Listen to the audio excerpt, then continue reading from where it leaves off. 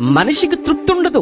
ఎందుకు తృప్తి కలిగి జీవించటం అంత కష్టమా అంటే చాలా కష్టం అండి నిజంగా. ఎప్పుడు తెలుసా, ఎదుటి వారితో మనం కంపేర్ చేసుకున్నప్పుడు, ఎదుటి వారితో మనం పోల్చుకున్నప్పుడు మనకు తృప్తి ఉండదండి.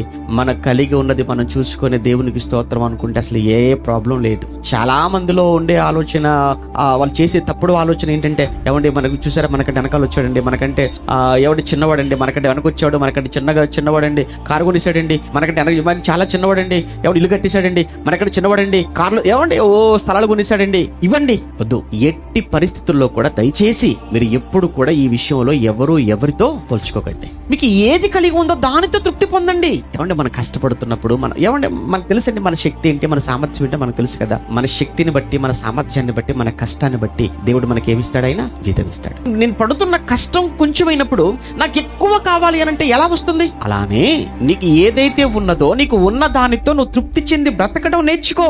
లేదు అని అనుకుంటే ఏమైపోతావు అంటే చాలా సమస్యలోనికి వెళ్ళిపోతావు.